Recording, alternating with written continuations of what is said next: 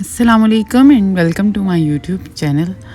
तो जी आज हम ग्रॉसरी करने के लिए आए थे मैं अपनी मदर इन लॉ के साथ। तो मैंने सोचा कि इम्तियाज़ का भी वीलॉग आप लोगों के साथ शेयर करती हूँ। तो चलिए स्टार्ट करते हैं।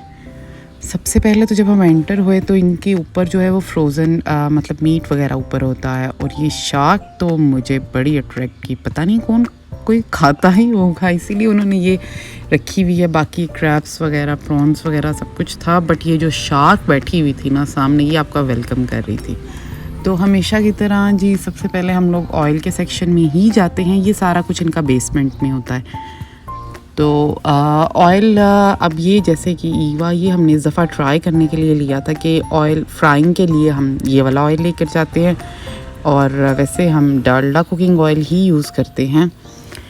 तो जी इसके बाद मैंने सैलड की ड्रेसिंग के लिए जो ऑयल ऊपर लेना था वो ऑलिव ऑयल लेना था। तो मैं वही चूज़ कर रही थी कि मैं कौन सी वाली बॉटल लूँ, तो फिर मैंने ये वाली ली। और ऑयल के लिहाज से ना हमारे घर में काफ़ी इस पे ना डिस्कशन होती रहती है, ये वाला भी लेना है, वो वाला भी लेना है, बनास्पति भी लेना है, कुकिंग ऑयल भी लेना है। तो जी ये हमारी हर महीने की ना काफ़ी एक रहती है। तो ऑयल के सेक्शन के बाद ये आगे देसी घी था। अच्छा मुझे ये ऑल पर्स का भी घी बड़ा अच्छा लगा, इनका ये पैकिंग वगैरह भी। और मैंने ये लिया एक कि ट्राई करते हैं कि जी ऑल पर्स का देसी घी कैसा है। उसके बाद शुगर साइड पे आए हैं। तो हम लोग तो वाइट शुगर बिल्कुल भी यूज़ नहीं करते, हम लोग ये ब्राउन शुगर ये वाली ही यूज़ करते हैं। ये हेल्थ के पॉइंट ऑफ व्यू से भी अच्छी होती है, और इसके में ज़रा वाइट शुगर वाली कैलोरीज भी नहीं होती हैं, कम होती हैं। अच्छा जी, तो ये रैप्स्टर इस दफ़ा सोच रहे थे मैं और मेरी मदर इन लॉ कि हम लोग ये ट्राई करेंगे, और ये रैप्स हम आपके साथ भी इंशाल्लाह शेयर करेंगे, इसकी रेसिपी भी। तो हमने ये भी परचेज़ किया। इसके बाद वैसे तो हम लोग खाने में नॉर्मली डालते ही घर के स्पाइसेस हैं, बट जैसे कुछ सिलेक्टिव चीज़ें होंगी बिरयानी और कोरमा वगैरह, तो इसके लिए हमने बस लिया था कोरमा मसाला और बिरयानी मसाला।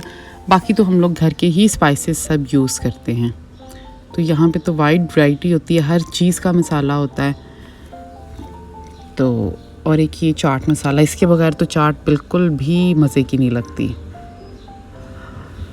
तो जी सॉल्ट हम लोग वाइट सॉल्ट नहीं यूज़ करते, ये भी हम पिंक सॉल्ट यूज़ करते हैं क्योंकि डॉक्टर्स वगैरह सब यही रेकमेंड करते हैं। पर ये तो हर एक की डिफरेंट स्टोरी होती है, किसी के पास चले जाओ तो कहेगा वो अच्छा है, बट एनी हाउ हम लोग ये वाला पिंक सॉल्ट ही यूज़ करते हैं।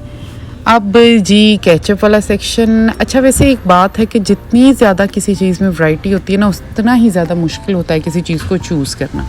तो जी हमने केचप और गार्लिक सॉस भी ले ली। उसके बाद ये नैंडोज़ वाली सॉस तो मस्ट होती है, और इसके भी हमारे घर में 2 फ्लेवर्स होते हैं, एक एक्स्ट्रा हॉट और एक मीडियम वाला। तो जी मैंने ये दोनों ले लिए थे कि जिसने एक्स्ट्रा हॉट में खाना है वो उसमें खा ले, और ये मीडियम वाला भी। और मायनीज़ तो इनका सबसे नंबर 1 है, मैं आपको भी रेकमेंड करूँगी आप यही मायनीज़ यूज़ करें, और बारबेक्यू सॉस भी मस्ट है।